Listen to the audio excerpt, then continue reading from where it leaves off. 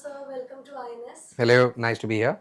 So, my first question to you is how did you join as creative producer for Dining with Kapoor? Arman Jain and me have been friends. He's the producer of the show, and we've been friends for quite a while now. And one day, I remember about 4 years ago, he started telling me that he wants to do something like this. He wants to produce this kind of a film. And at that time, it was just us two friends brainstorming, talking nonsense, encouraging him, and doing all of those things. And after that, I kind of got busy with Housefull 5. And then I met him again one night and he said, listen, it's really happening. I've got the family together and we want to do this. Can you please come on to the show in some capacity? And I said, okay, I'll tell you what, I'll be a creative producer on the show. And we take it from there. And that's how we just came together and became a part of this wonderful big family show. That's amazing. My next question is how was it like shooting with the entire Kapoor clan? If I had to say it in one word, then chaotic. But chaotic in a fun way because in this film there was no script. It's reality, right? And you want them to be as authentic as possible. So our jobs for the first time were actually to keep the cameras away, just shooting this and letting them be by themselves and be with each other to create that kind of a moment that we wanted from the show. And I think that was great about it is because we got to see the family the way they always are with each other. Lovely. What was the most difficult part of shooting with such a big family together? I think there was no difficult part other than the fact that khane mein kya hai. That menu that we have gone over so many times just to figure out ki they're all going to be asking khane mein kya hai. So we knew what we had to have by food was this massive spread of food because everyone eats whatever under the sun. Okay. They are called first family of Indian cinema. Do you agree with this tag as in today's democratic world it seems a little monarchical? No, it's a way of seeing things. We're not claiming that they are the royal family or the kings and queens. It's a way of saying something. They've been a huge, huge part of this industry, in forming this industry, in building this industry. And definitely, yes, you give them that kind of a title just out of respect. It's not meant to be taken so seriously. You have worked with Kareena earlier. How was it shooting with Ranbir Kapoor this time? Oh, amazing, because he's wonderfully punctual.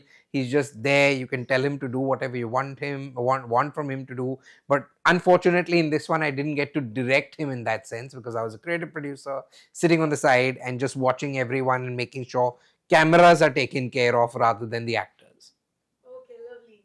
Are we going to see Ranbir in any of your upcoming projects? I hope so. I hope so that I can one day write a film that he would be excited to do. Okay, we are excited too. There are few Kapoors like Shami ji's wife, Kunal Kapoor, who stay away from limelight. How comfortable they are being a part of this reality show? I think they're very comfortable by the fact that they were surrounded by people they trusted, right? Including primarily Arman, who was the producer again of the show. So his kind of presence alone was greatly comforting for everyone. And then you're surrounded by Reema, Dabu Uncle, everyone over there, surrounding your nephews and nieces are around you from all sides of the family. So definitely for them, even though they are not an everyday part of the limelight, it was an easy aspect for them to handle everything because of the family coming together. Okay, great. What was the most interesting behind the scenes stories that you want to share with us? At this point, I don't want to say anything about the behind the scenes. I'd really want you all to watch it so that you all can pinpoint to certain things and then we can talk about it after that and what really transpired and how difficult was it to do something. Okay. What special thing you learned about food and dining while shooting with them? The special thing I learned is that I don't have the genetics that they have where they can eat whatever they want and it doesn't show up on their body at all. Okay. Which Kapoor is the most entertaining at the dinner table? I think that would be Reema. Definitely, it would be Reema Jain. She is by far the most entertaining, the loudest, and definitely the happiest of the lot is Reema. Okay. How long have you known the Kapoor family? Well, technically now I've gone back. If you see my first interaction Well, technically, my mother and Babita ji had kind of been friends when they were young, in their not post-teens. Not that that was a family thing or anything that we knew of. Then, of course, with K3G, when I got to work with Karina, and that's kind of where the association began. Okay. Apart from Kapoors, which family from industry do you think is foodie and ideal for a dining show? Foodies. I don't know who all are foodies because I don't like food. I eat to live. So I really wouldn't know much about who loves what. Okay. Your most recent release, Houseful 5, had a huge cast, and Dining with Kapoors also has a huge number of people in the show. How different is it to shoot non fiction with such large number of people? Very different because so one side I'm very clear about what I want and what I'm telling the actors to do. If they deviate too much, I'm telling them to come back, and it's a lot more control.